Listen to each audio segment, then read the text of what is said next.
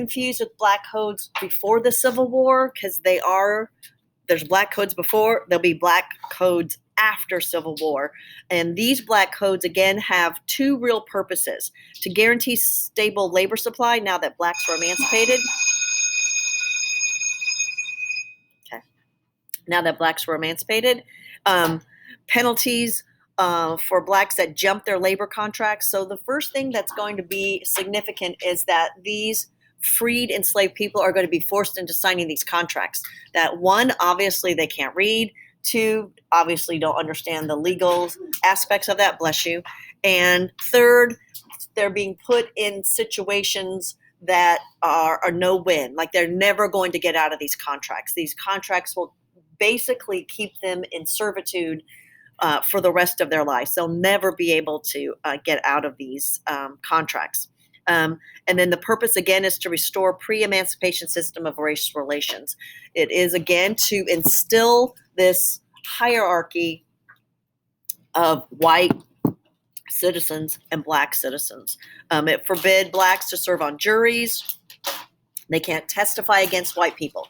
So if I am African American and someone inflicted a crime on me, I could never, ever, ever bring that to court because I can't testify against a white person. Ever. Not allowed to vote. And again, that will be something that will change with the passage of the 14th and 15th Amendment. And then number 4, force many blacks to become sharecroppers. And this sharecropping is, in essence, geared toward black freed slaves, but it also will encompass a lot of free, poor whites. And this sharecropping, again, puts people in a position of economic servitude where they can never, ever get out. And so what sharecropping looks like is I'm a plantation owner with 300 acres that I cannot afford to pay labor to produce a crop. So what I do is I parcel out my land, and in parceling out my land, I need people, excuse me, I need people to farm it. So everybody gets a little parcel. You have to buy the seed from me. You have to rent the mule from me. You have to rent the plow from me. And then you're already in debt to me before we even start. You owe me for seed. You owe me rent for the mule. You owe me rent for the plow. Then you put your seed out, harvest it. I get a portion of it. And then from that portion that you get, you have to raise your money and pay me all back. 9 times out of 10, what you get never pays me back. And so you're always in debt.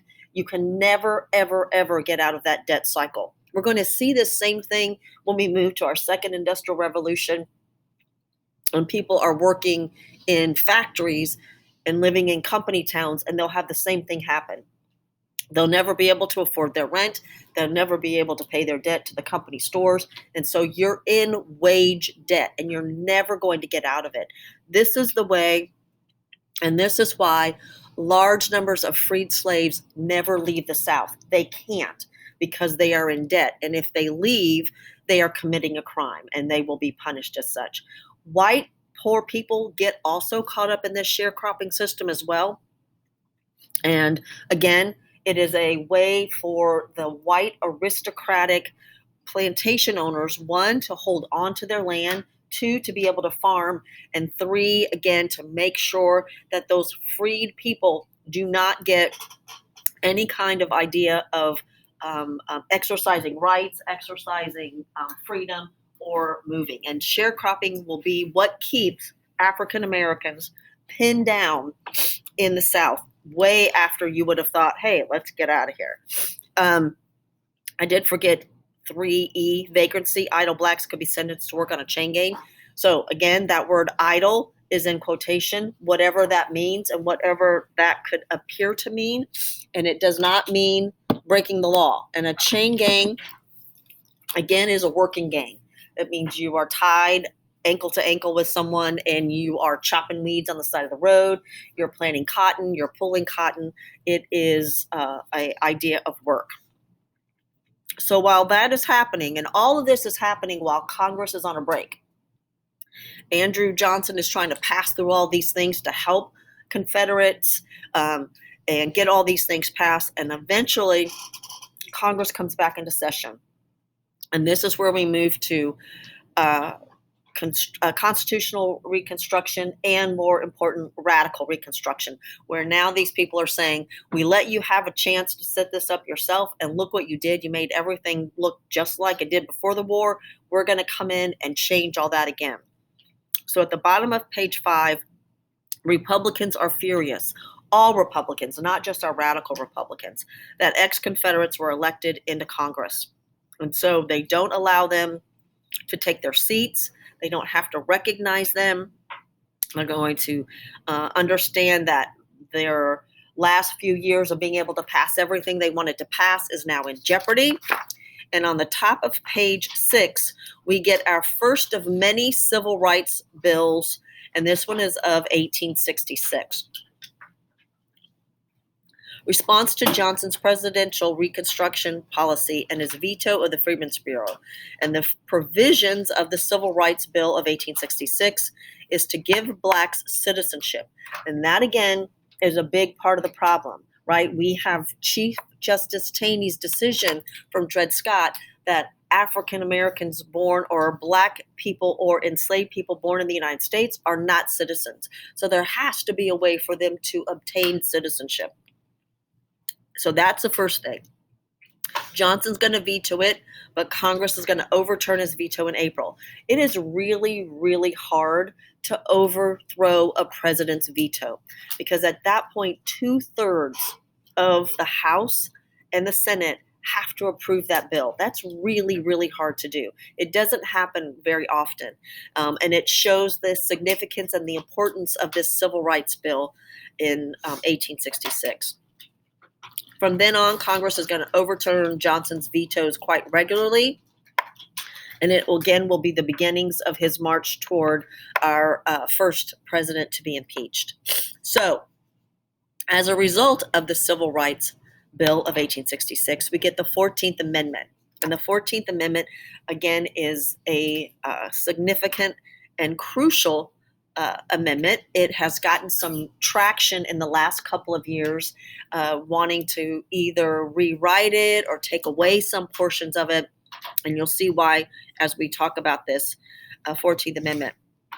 Republicans sought to place the principles of the Civil Rights Bill into a constitutional amendment. And so the 14th Amendment says, give civil rights, including citizenship, to all blacks. It is important to note that it says if you're born in the United States, you are a citizen, but this is not going to pertain to Native Americans. It does not. They are not going to get citizenship until the 1920s. So this is not, even though it says everybody that's born here, it's not going to pertain to Native Americans. Reduce the proportion representation of a state in Congress and the Electoral College if it denied blacks voting rights. So if states do not guarantee the voting rights of African Americans or freed blacks, they would lose their electoral votes. Disqualified from federal and state offices former Confederates who had held office. And that is the section of if you committed treason against your country. That's popped up again in the last few weeks.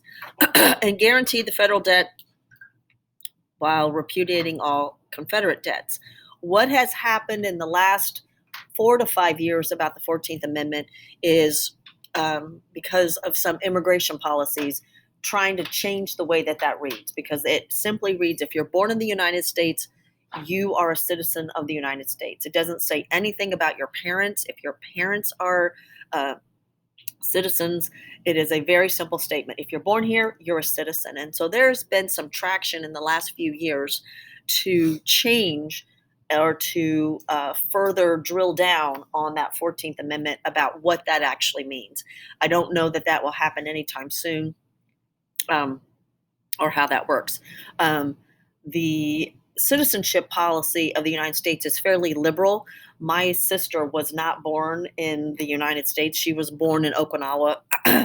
on a military base, which gives her direct citizenship. If you are born in another country outside of the United States and one or more of your parents is a citizen of the United States, you also can gain citizenship. But your little sister, when she's 4, doesn't know that. And so my older sister and I used to tell her that we escaped with her out of Okinawa and she really wasn't allowed to leave.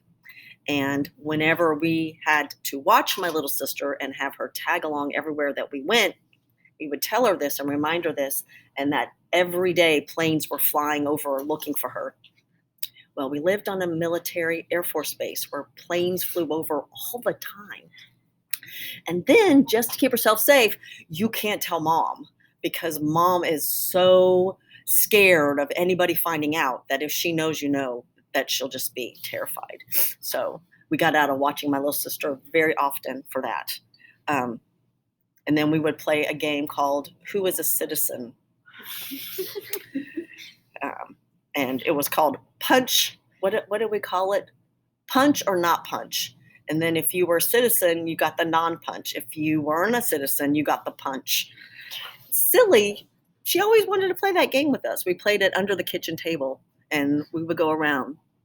Melissa, are you a citizen? Yes, I am a citizen. I was born in the United States. Then my little sister, Sean, I think she was probably about 5. Are you a citizen? No. Where were you born? Okinawa. Punch. Yeah. So 14th Amendment is an important amendment. It is something, again, that gives the really important part of that citizenship to those freed Black slaves and gave them a place of legality to begin changing their, hopefully changing their status. In 1866, congressional elections centered largely on Reconstruction.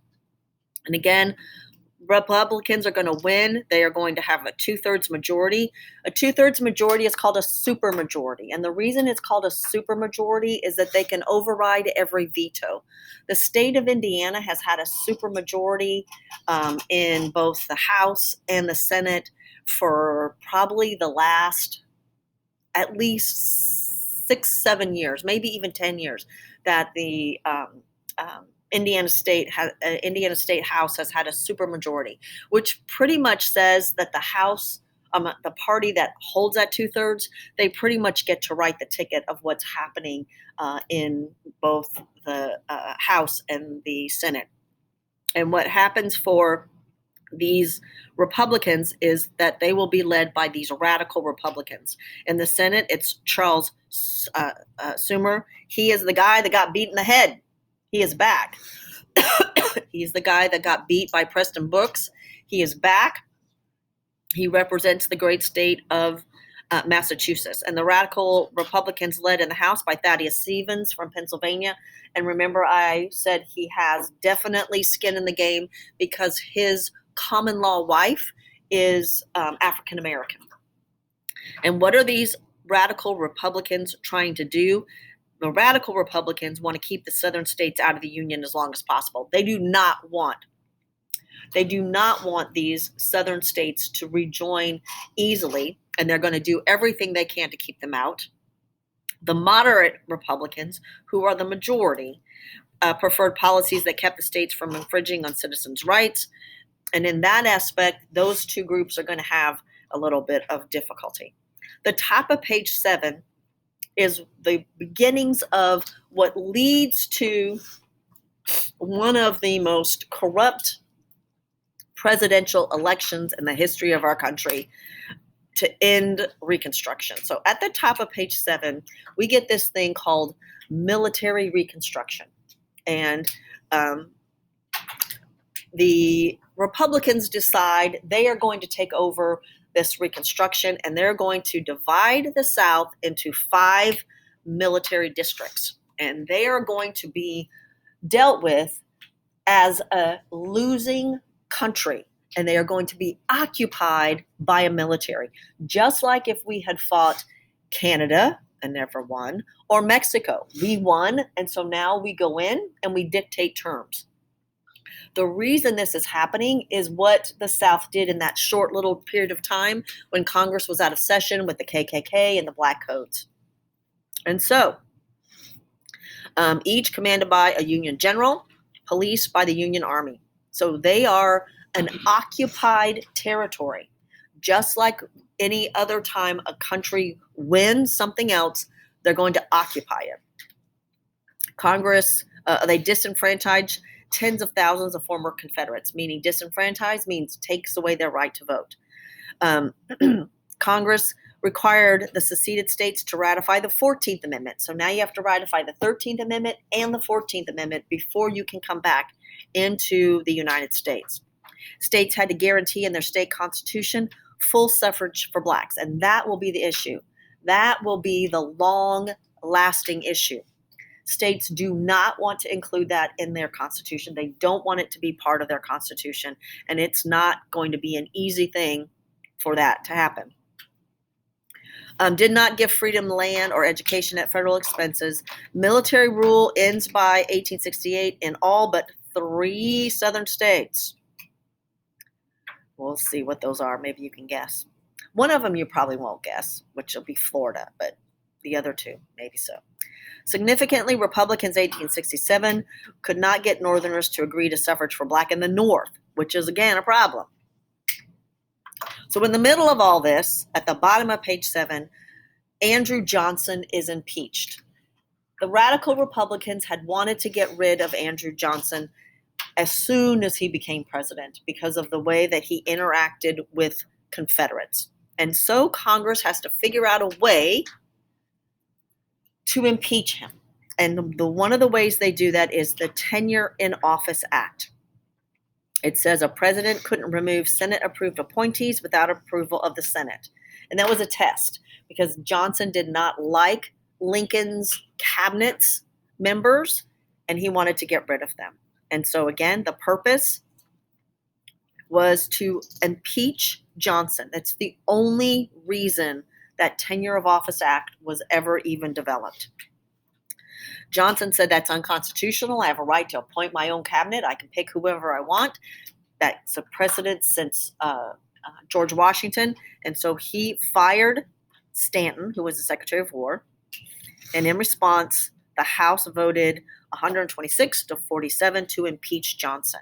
So yet again, in case in the last year or so you've been living under a rock, the ways to impeach a president begin in the House. The House set up the charges, right? That's where it begins. What did the president do to bring these charges? It's has to be high crimes and misdemeanors. And what Johnson did was he violated one of the laws that Congress enacted. Now I have to really change my notes. Johnson, the only president to be impeached until Bill Clinton, and I got to change that. Senate does not remove Johnson. He loses. Now, let me make sure you understand that. When we say he loses by 1 vote, he loses by 1 vote for the 2/3 majority. That's the vote that he is. And again, outcome's probably beneficial. All that turmoil would have been bad. So then we get to the 15th Amendment. So 13th Amendment abolishes slavery. 14th Amendment gives citizenship. 15th Amendment is going to provide the right to vote and due process. Of any of those, that due process is really, really important and will have an important impact on everybody in this room, regardless of your race, creed, or color, because that due process has to do with the law. That's the thing that we understand about the rights that you have as a citizen. So 15th Amendment is going to be passed in 1869. It's going to be ratified finally in 1870 during Grant's presidency. And its purpose is to ensure the state guarantees of suffrage and to strengthen the Republican control of southern states. Bless you. And its provision is suffrage for black males. And this is what's going to send our suffragettes into a tizzy because they stopped working for suffrage to work for the abolitionist movement. And they kind of thought when this 15th Amendment was going to come along, it was going to include everybody, but it does not. So as always, we are now in 1869. we're on our 15th Amendment. The Bill of Rights had 10. So since 1789, we've written 5 new amendments, of which 3 were just written in the last few years. And we don't do a great job, because in this 15th Amendment, there are tons of loopholes. Nothing about holding office, voting requirements not uniform, and we get these things called poll taxes, literacy tests, property requirements, not at all addressed. If we want to discuss currently in our last election why so many people were ready to jump on the bandwagon about voter fraud, it's because every state gets to set their own rules, and the rules are different in all 50 states. So if you vote in a state that does one thing and there's voting in another state that does another thing, it might look like fraud, but it's just that they run their elections differently. And why? Because the Constitution says they can. They can make their elections any way they want. They can count votes for as long as they want. They can count votes for as short as they want. And in the aspect of that, they can make requirements really difficult for you to vote. And that's what we're going to be dealing with until 1964. Poll taxes, meaning you have to pay to vote. That's going to happen until 1964. But if you want to vote, you have to pay. A literacy test. If you want to vote, you have to read something. And property requirements. You have to own property.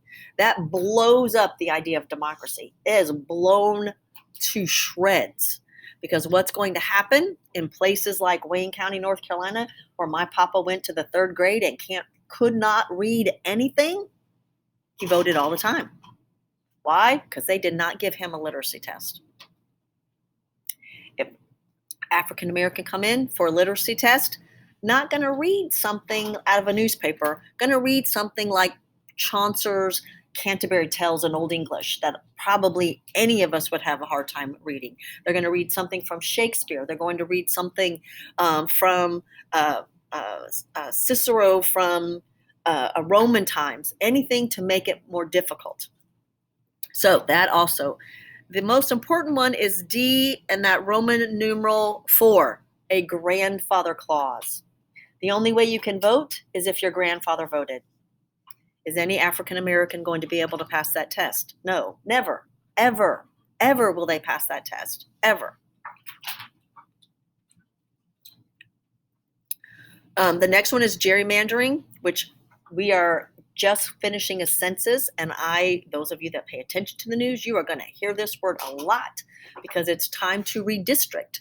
And in redistricting, the party that holds the state divides up the little redistricting to make sure there's no way they can lose. So that's why there are states that when you look at their registered voters in either party, there are lots of states that in their state, the other registered party has a gazillion more registered voters than the one that always wins. And why? Because they draw out the state so that there's no way anyone else can ever win. It's called gerrymandering.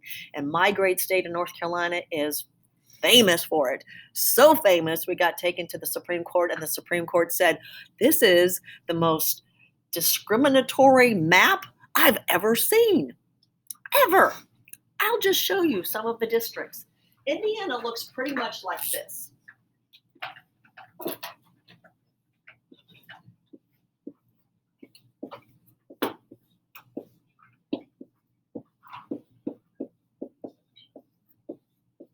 Pretty much like that. If you look at our district, it's pretty square. Some of them are more manipulated. I think they try to divide Indianapolis, greater Indianapolis up because most of the time, generally speaking, large cities tend to vote more liberal. Just a generalization. So they've divided up those Fishers, Hendricks in that. That's okay. They do that. That works. North Carolina looks like this. I think there's 12. There are districts that look like this.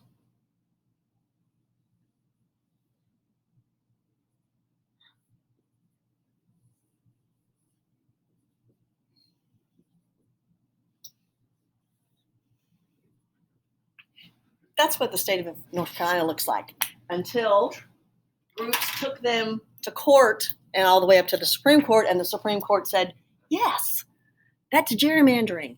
You can't do that. You cannot do that. For North Carolina, just like Indiana, Raleigh in the center of the state, Raleigh, Durham, and Chapel Hill tend to be very liberal. That's where two awesome colleges and one not so great college is located, all within about 10 miles of each other, and tend to have very liberal leanings. That all divided up. It's called gerrymandering.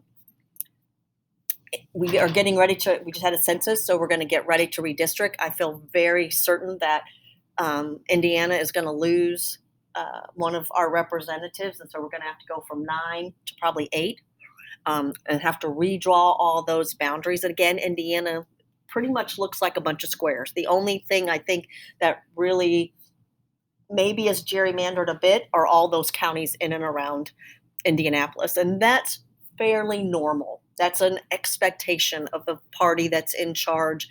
They get to do that. And because, for at least 6 years, the Republicans have held a supermajority in the state of Indiana, it's going to probably be divided up again like that. But again, that's going to be the issue. Intimidation, lynchings, we'll talk about that in our next chapters. Women excluded, poor whites will be disenfranchised if they want to, again, have the poll tax and the reading. We're going to do a Civil Rights Act of 1875 and make it a crime for any individual to deny full and equal use of public lands. Please look at this 6A, because this is really going to be important. Crime for any individual to deny full and equal use of public conveyances and public places such as hotels, trains, railroads, theaters, and restaurants. So that means freed enslaved people can ride on the same train as you. That's not going to happen for long, because we're going to get this lovely thing called Plessy versus Ferguson, separate but equal. Every single time the federal government throws something at the South that says you got to make these people equal, the South comes up with, oh, no, we don't. This is what we're going to do. And Plessy versus Ferguson is our separate but equal that legalizes segregation. It will be legal to segregate for people. And just so that you know, that wasn't that long ago, my mom graduated from a segregated high school. My mom went to a school with white people, and then with the African Americans down the road. Just so that you also know, that's the high school that I ended up graduating from in 1982. When they started kindergarten in 1969, that was the first class that was integrated K through 12. 1969.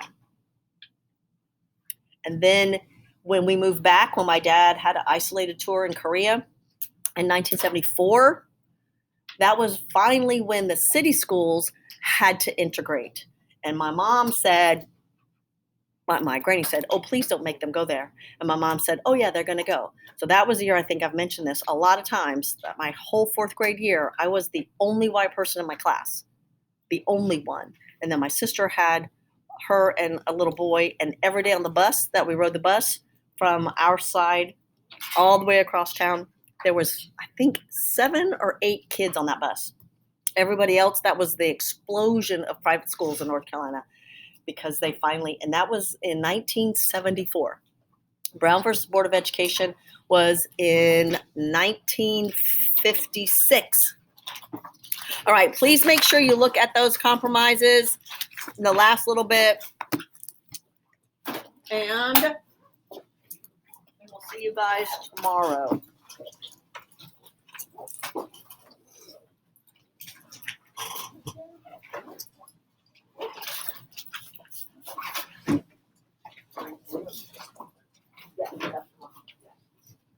And those of you that have been invited to the AP dinner because you have to take the exam, that is only for you, not your parents.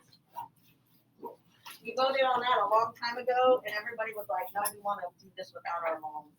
Gavin, that's for your dad. Those of you that don't know what I'm talking about, hopefully next year you will know what I'm talking about. And how about the drink? It is an awesome time because we get awesome food. It's true. So, except, Sorry about that. All right, bye guys. Stop sharing. We get to hear everything. Have a great rest.